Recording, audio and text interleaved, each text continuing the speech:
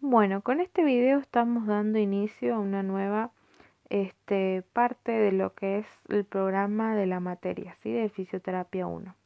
Ya vimos en videos anteriores lo que era termoterapia, las generalidades principalmente, y vimos el primer mecanismo de transferencia que fue el de conducción. Vimos dos ejemplos, parafina y crioterapia, ¿sí?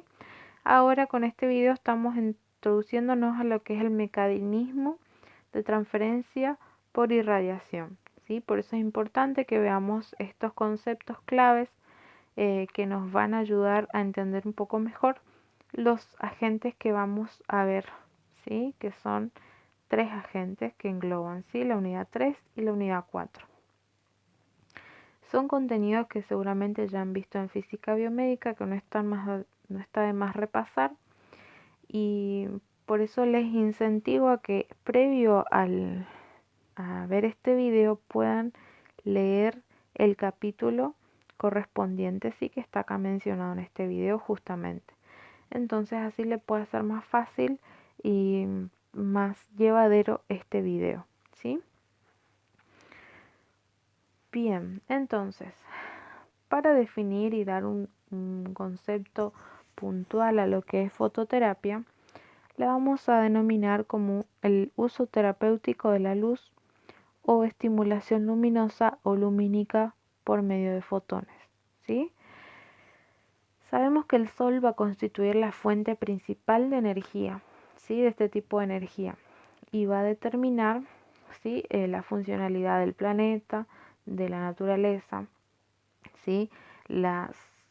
Sobre las condiciones cíclicas de luminosidad, nos va a proporcionar estas radiaciones que son imprescindibles para desencadenar reacciones químicas que son de beneficio para nosotros, hablando de las terapéuticas, ¿no?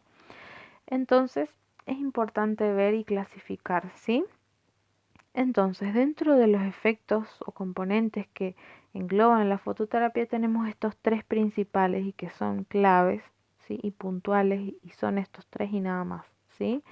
Tenemos el componente fototérmico, el componente fotolumínico y el componente fotoquímico. Cada uno de estos va a ser desarrollado en cada agente, ¿sí? Exceptuando el fotolumínico, que sabemos los efectos de la luminoterapia, ¿sí? De la luz visible. Pero el efecto fototérmico y químico van a estar desarrollados en la unidad, ¿sí? Entonces, dentro del punto de vista físico tenemos estos componentes, y dentro del punto de vista de origen tenemos dos sistemas de producción de estos agentes. Va a ser de origen natural y artificial. Hago hincapié en que la radiación infrarroja y la ultravioleta son de ambos mecanismo de producción, ya sea natural como artificial, pero sumamos a esta forma especial de emisión denominada con las iniciales de láser, ¿sí? Entonces, este tipo de agente láser em, va a ser de producción solamente artificial y va a tener características específicas y, y- y que ya vamos a ver en la unidad, ¿sí? Entonces, no se asusten, no se preocupen que lo vamos a ver. Pero sabemos entonces esta subclasificación. Bien, entonces, vamos a prestar atención en este video sobre fundamentos, aspectos físicos, biomédicos, que van a regir sobre entonces nuestros agentes de fototerapia. Como inicio o dar apertura a los contenidos que vamos a ver en las siguientes diapositivas, tenemos que conocer un poco de la historia o del origen de la luz, ¿sí? Y cómo han pensado y descubierto lo que hoy día nos colabora en lo que es la atención kinésica terapéutica y en lo que es medicina física, ¿sí? Años atrás, muchas discusiones científicas habían surgido con respecto a qué era la luz, ¿sí? Y entonces vamos a encontrar muchas teorías al respecto, pero yo me voy a enfocar y les voy a resumir la info a modo introductorio, pero que tienen que conocer, ¿sí?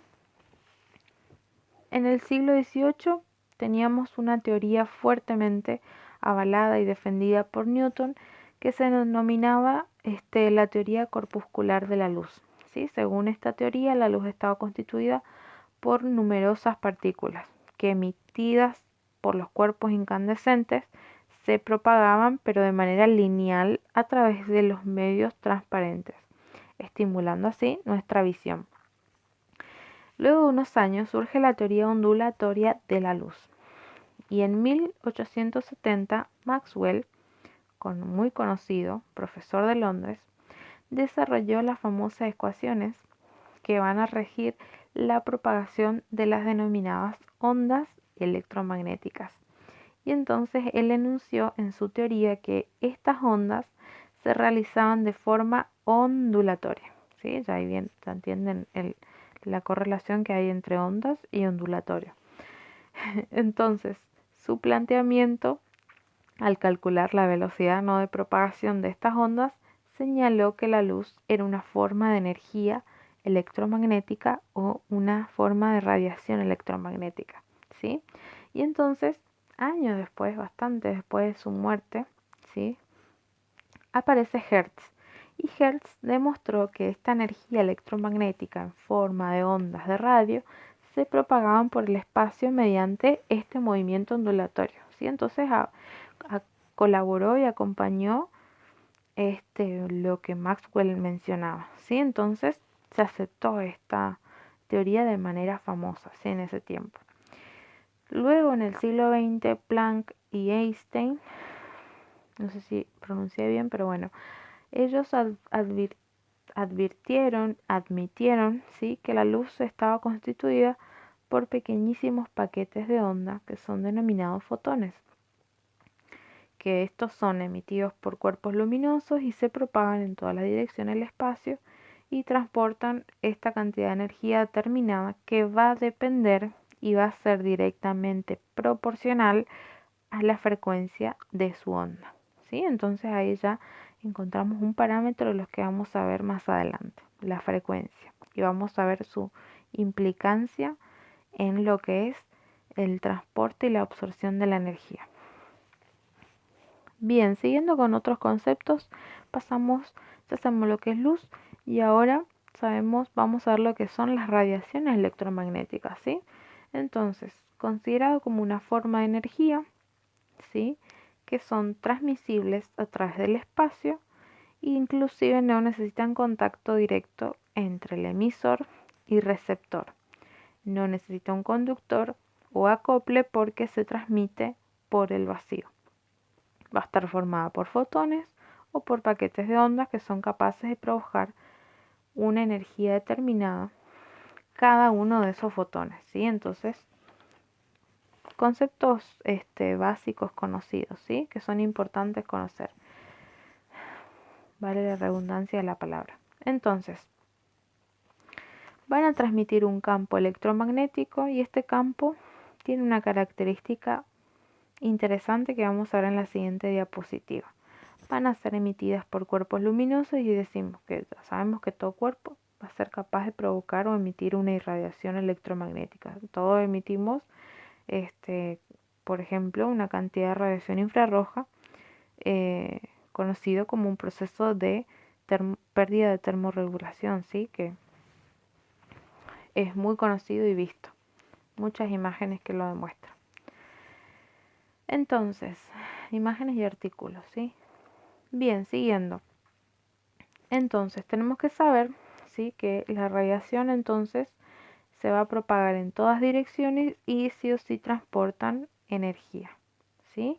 Y esa energía transportada por ese fotón va a depender de dos cuestiones importantes y dos parámetros que también vamos a ver. Ya mencionamos uno que era la frecuencia y ahora le menciono dos más. De la longitud de onda, ¿sí? De la amplitud también y de la velocidad de propagación. Entonces, ya vamos a ver más adelante estos parámetros, que son varios. Y todos están interrelacionados y dependen unos de otros, ¿sí? Entonces, ¿de qué va a depender? De la longitud de onda principalmente y de la frecuencia y de las demás. Bien, entonces, siguiendo, ondas electromagnéticas. Una onda electromagnética es una forma de propagación de la radiación electromagnética a través del espacio transportando energía. ¿Sí? Varios conceptos que se repiten pero que son importantes. Estas ondas van a estar compuestas por una dualidad, que es un campo eléctrico y un campo magnético. Ya en las siguientes unidades de onda corta, magneto, vamos a ver mucho lo que es estos conceptos y cómo se generan y demás. ¿Sí? Pero acá es importante saber que las ondas están compuestas por la combinación de dos campos, uno eléctrico, uno magnético, con la característica de que estos campos son perpendiculares entre sí y también su propagación va a ser con la misma dirección, ¿sí? De ambos campos. Entonces, estas ondas electromagnéticas son ondas transversales en las que vectores de fuerza de campo eléctrico y magnético oscilan perpendicularmente a la dirección de propagación de la onda. Y ahí tenemos una imagen donde se ejemplifica lo que recién les expliqué. Ahora, estas ondas van a tener determinados parámetros que independientemente de su naturaleza van a estar y las van a caracterizar. Y son importantes porque de ellos van a depender nuestra respuesta biológica en los tejidos, ¿sí? Y en consecuencia nuestros objetivos terapéuticos.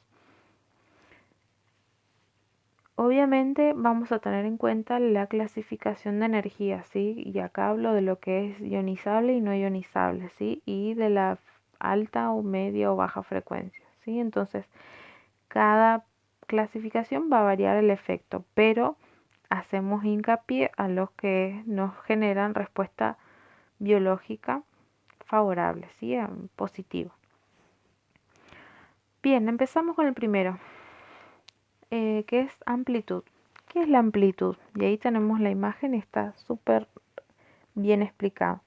La amplitud es el máximo alejamiento de la onda con respecto a la posición de equilibrio, ¿sí? Que es la línea horizontal, ¿sí? Que está demarcada en celeste, señalada, ¿sí? Ustedes pueden leer posición de equilibrio. Entonces va a ser el valor de la máxima perturbación que alcanza la onda respecto de la posición de equilibrio, ¿sí? Entonces, nuestra posición más alta de la onda se va a denominar cresta y la más baja con respecto a la posición de equilibrio se va a denominar valle. Entonces, el máximo alejamiento se va a determinar amplitud, ¿sí? Bien, seguimos. Ciclo. ¿Qué es el ciclo? El ciclo va a ser una cadencia completa de una onda o bien una oscilación completa de una onda, que puede ser con pausas, como ustedes ven en la imagen más pequeña, o sin pausas, ¿sí? En la segunda imagen. ¿Desde cuándo? Desde el momento que va a iniciar una onda hasta que comience la siguiente. Y ahí tienen delimitado lo que es el ciclo, ¿sí? En cada imagen. Y ahí pueden ver un ejemplo, ¿sí? Ya conocemos lo que es amplitud, entonces pasamos a lo que es el ciclo, ¿sí? Es la oscilación completa o cadencia completa de una onda. En el caso de la radiación electromagnética es sin pausa, ¿sí? Y su unidad de medida va a estar en milisegundos, ¿sí? Que después ya vamos a ver más esto con detalle en la segunda parte de la materia, ¿sí? En fisioterapia 2. Periodo. Seguimos con el siguiente parámetro o característica o factor, ¿sí? Importante, que va a ser el periodo. Y es fácil, ¿sí? Son todos fáciles y cortitos de concepto, entonces no creo que se les dificulte el conocimiento, ¿sí? El periodo va a ser el tiempo que va a durar ese ciclo o cadencia o oscilación completa, ¿sí? Entonces, ese tiempo va a estar con una unidad de medida que va a ser en segundos, ¿sí? Entonces, el periodo va a ser el tiempo que va a tardar en realizarse el ciclo o cadencia u oscilación, ¿sí? De las tres maneras lo pueden encontrar. Bien, va a estar, su unidad de medida va a ser en segundos, ¿sí? Para que tengan presente. Bien, siguiendo con nuestros parámetros, vamos a tener también la característica de la longitud de onda. ¿Sí? La longitud de onda puede definirse como la distancia recorrida por una onda, ciclo o cadencia en un periodo de tiempo. Y se va a expresar, como ya sabemos, en unidad de longitud: metros, nanómetros, milímetros, centímetros, kilómetros, etc. Entonces, la longitud de onda, ¿sí? Ustedes bien señalizado tienen las imágenes, va a estar directamente relacionado con la frecuencia. Y ahora vamos a ver concepto de frecuencia a través de lo que es la velocidad de propagación. ¿Y qué es la velocidad de propagación? Va a ser el espacio recorrido por esta onda en un tiempo determinado. ¿Sí? Entonces sabemos, según la oleografía, que la velocidad de la radiación electromagnética es igual a la velocidad de la luz. ¿Sí? Entonces, la longitud, la frecuencia y la velocidad van a estar en directa relación. Y pasamos a nuestro último factor, que va a ser la frecuencia. ¿Sí? La frecuencia es una medida general que indica el número de repeticiones de cualquier fenómeno o suceso que va a ser periódico en una unidad de tiempo, ¿sí? Pero acá le vamos a dar un concepto específico de fisioterapia, ¿sí? Número de veces que se repite una cadencia o un periodo en un segundo de tiempo. Y su unidad de medida va a ser hercios, ¿sí? O hertz también puede ser conocido, ¿sí? Y ahí tenemos una clasificación que también va a regir sobre todos los agentes que vamos a ver. Agentes de baja frecuencia, de alta frecuencia y de media frecuencia, ¿sí? Entonces, la frecuencia va a estar en directa relación con la cantidad de periodos que se repiten en un determinado tiempo. Entonces, si yo en un segundo de tiempo, ¿sí? Tengo un periodo, y tengo un periodo determinado, lo que voy a realizar es dividir ese tiempo por el periodo y voy a tener como en consecuencia el resultado de la frecuencia. Ya esto después les voy a dejar un material aparte para que ustedes puedan, lo podamos ejemplificar de la mejor manera y puedan entenderlo mejor, ¿sí? Entonces no se preocupen si en la primera no les queda claro lo que les estoy desarrollando, ¿sí? Bien, entonces, sí o sí, vamos a tener esta clasificación y ahora nosotros estamos desarrollando agentes de baja frecuencia, ¿sí? ¿Qué quiere decir esto? Que vamos a tener una gran longitud de onda, ¿sí? O baja longitud de onda, que va a depender de nuestra frecuencia, ¿sí? Entonces, hay una serie de interrelaciones de las cuales vamos a tener que tener bien en claro, ¿sí? Por ejemplo, si yo tengo una frecuencia elevada, ¿sí? Una alta frecuencia, mi longitud de onda de lo que es la radiación electromagnética va a estar inversamente proporcional. Entonces, por ejemplo, si yo tengo alta frecuencia, entonces mi longitud de onda va a estar reducida, ¿sí?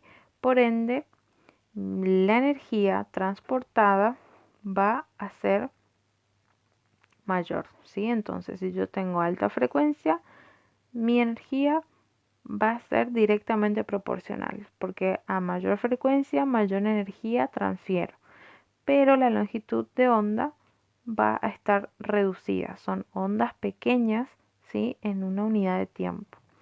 Y la profundidad a la que va a alcanzar, ¿sí? La profundidad de penetración que va a alcanzar esta transmisión va a ser grande, ¿sí? Entonces, por eso decimos que los agentes de alta frecuencia trabajan en tejidos profundos, ¿sí?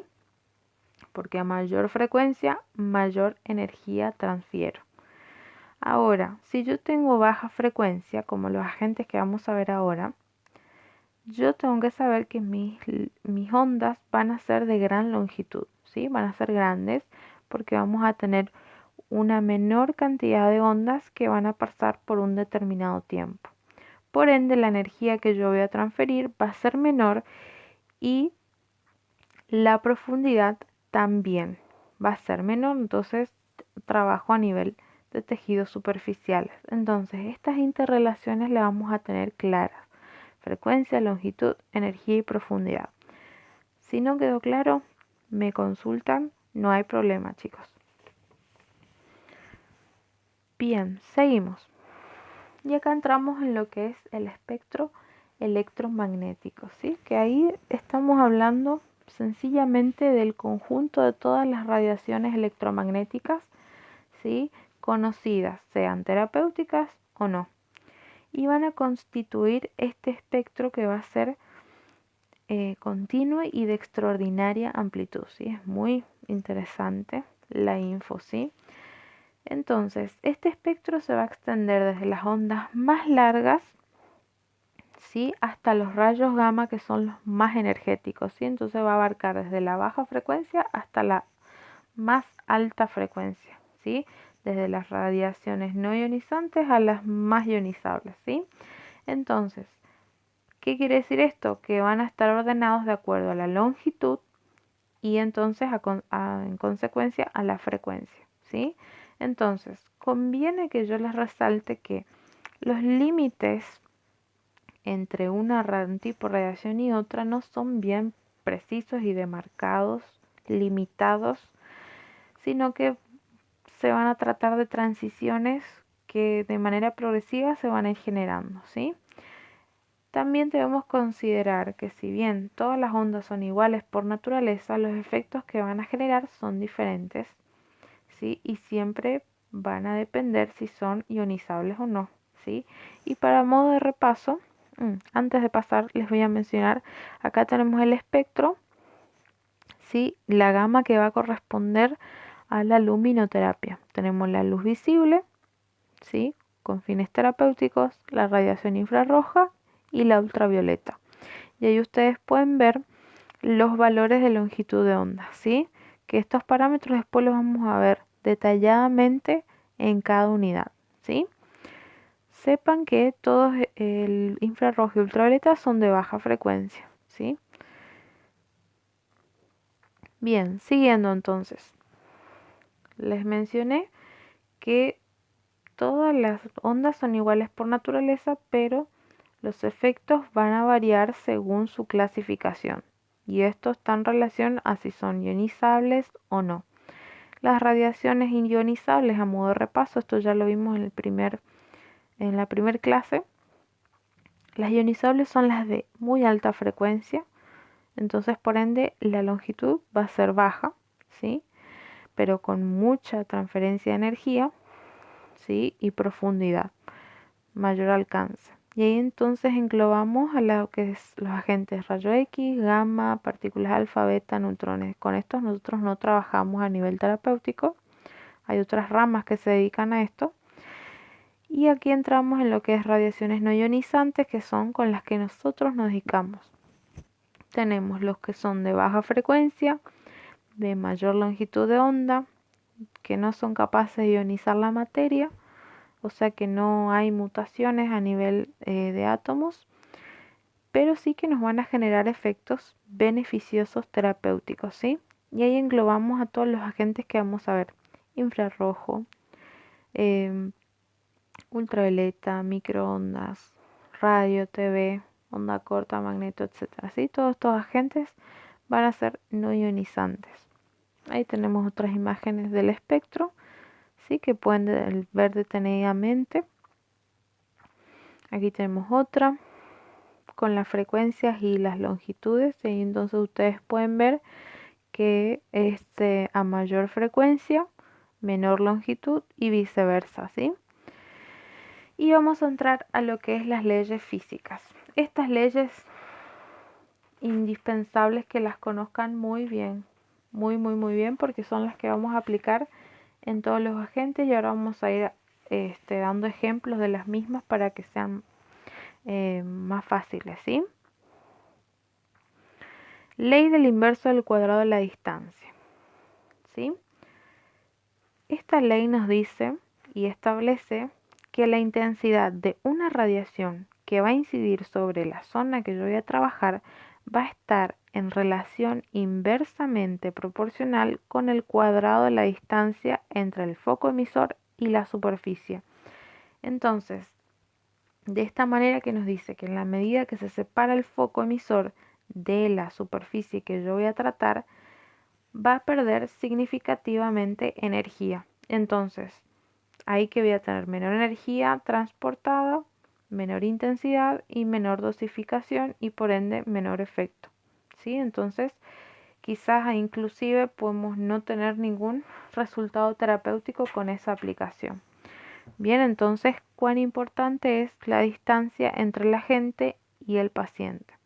Y acá el ejemplo que les voy a colocar es el de la lámpara infrarroja. ¿Sí? Si yo aplico muy próximo a la zona, ¿sí? Mi intensidad va a ser mayor, pero si la alejo, entonces voy a tener menor intensidad en la zona y las sensaciones también van a variar. Segunda ley, ley del coseno de Lambert. Entonces, esta ley nos dice que la máxima intensidad de la irradiación sobre una superficie se obtiene cuando el haz incide perpendicularmente sobre esta. Si la incidencia no es perpendicular, entonces por el fenómeno de reflexión se va a perder parte de esa irradiación y por lo tanto nuestra intensidad va a estar directamente reducida. ¿Sí? Entonces en este caso y por la forma del cuerpo, generalmente nosotros hacemos aplicaciones en regiones que son de forma cónica o con determinados relieves. Entonces nosotros tenemos que tratar dentro de las posibilidades de mi paciente, de mi lugar de trabajo, que la zona quede siempre en una ubicación perpendicular o bien yo intentar de que la gente también quede de manera perpendicular sobre donde estoy trabajando, ¿sí? Y siempre el sentido del desplazamiento de la radiación, ¿sí? Entonces, si yo voy a trabajar con la lámpara, voy a tratar de que siempre la lámpara esté a 90 grados de la superficie que voy a tratar, ¿sí? Eso es lo que nos dice la ley de Lambert.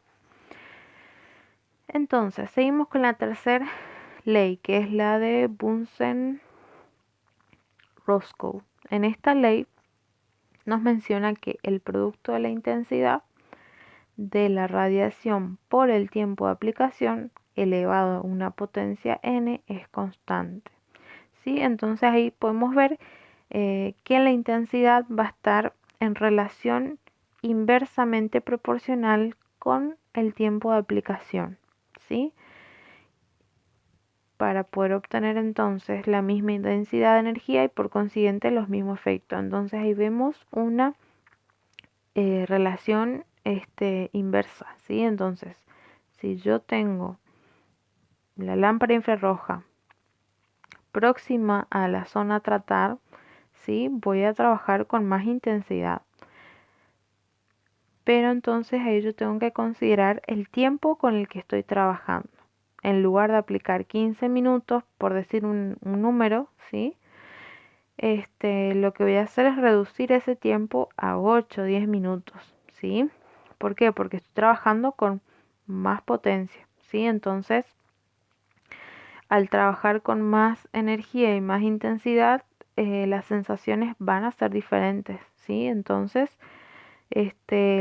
lo que tenemos que lograr es que el paciente esté cómodo, ¿sí? Y lo sienta agradable. Ahora, si estoy trabajando con una intensidad bastante potente y con poco tiempo de aplicación y el paciente refiere que le genera molestia, que siente un dolor incómodo, entonces lo que voy a hacer es reducir esa intensidad, ¿sí? Ya sea la lámpara, del equipo, etcétera. Pero ¿qué voy a tener que hacer? Voy a tener que aumentar el tiempo de aplicación para que yo pueda obtener el mismo resultado, ¿sí? Y que la dosis no se vea alterada. Entonces, el tiempo, la intensidad, la distancia, ¿sí? El acople, etcétera, todo van a ser indispensables para la dosificación. Entonces tenemos que estar sí o sí atentos a la dosificación y tener en cuenta todos los factores, ¿sí? Que pueden afectar esa transferencia de energía e intensidad, ¿sí? Bien, después tenemos la cuarta ley, la última de las leyes físicas, la que es de Grotius-Draper, ¿sí? En esta ley nos indica que desde el punto de vista de los efectos biológicos solo va a ser eficaz la radiación absorbida, ¿sí? Entonces, de este modo, en la metodología de tratamiento, cuando nosotros calculemos una dosis, se va a hacer a partir, de la energía que se va a absorber, ¿sí? Entonces, ¿qué vamos a evitar a toda costa? Las propiedades físicas que están en la fototerapia, que son la reflexión, refracción, dispersión, etcétera, en los otros tejidos. Entonces, vamos a tener en cuenta además, ¿sí? Eh, Otros parámetros que vamos a tener en cuenta en relación a la absorción va a ser la frecuencia, la longitud de onda, la capacidad de conductividad del tejido, y todos estos factores en conjunto van a determinar la radiación absorbida, ¿sí? Entonces, todas estas leyes necesito que las sepan muy bien y que las puedan explicar de manera simple, ¿sí? No de memoria.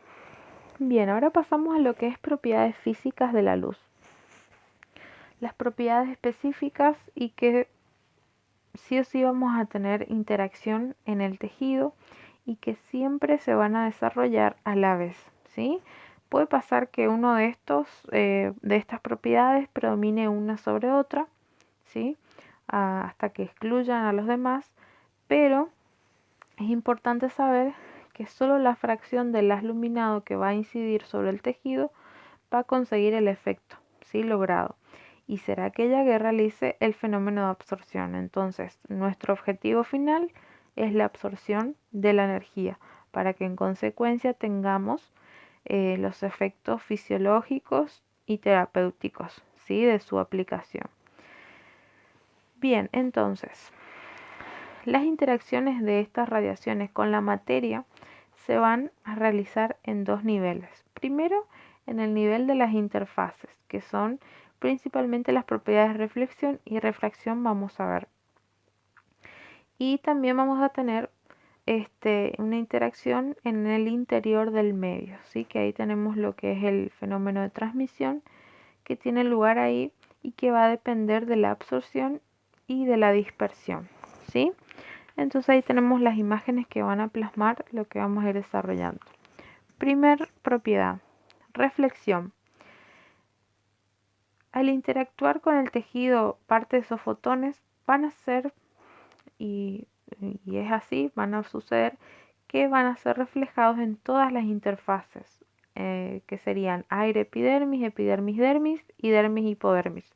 Y así sucesivamente dependiendo de la capacidad de penetración del haz. Por eso es que se debe buscar que el ángulo de la incidencia, y ahí ustedes pueden ir mirando la imagen en la sección reflexión, ¿sí? Que el ángulo de incidencia sea de 90 grados para evitar y reducir la pérdida de energía, ¿sí? Está en relación con la ley del coseno de Lampert, ¿sí? Entonces, el rayo incidente va a chocar con el medio y este va a hacer que cambie de sentido y dirección, ¿sí? Ahí tenemos la imagen como es en el tejido y en un ejemplo que encontré en internet, ¿sí? Entonces ahí pueden ver. Después tenemos la refracción. Esta propiedad tiene lugar siempre que la de luz pasa de un medio a otro con diferente índice de refracción. Entonces, la consecuencia que va a suceder es la desviación de la trayectoria de este haz al atravesar la interfase entre ambos medios, ¿sí? Entonces, el rayo incide en dos medios, por ejemplo, aire y agua, y cambia de dirección en ángulos distintos, ¿sí? Entonces, un ejemplo claro de esto es al introducir una cuchara en un vaso de agua, o yo entrar y pisar en un arroyo, entrar, ¿sí? Con los pies descalzo a un arroyo. Cuando vemos parece que la cuchara o los pies se deforman, ¿sí?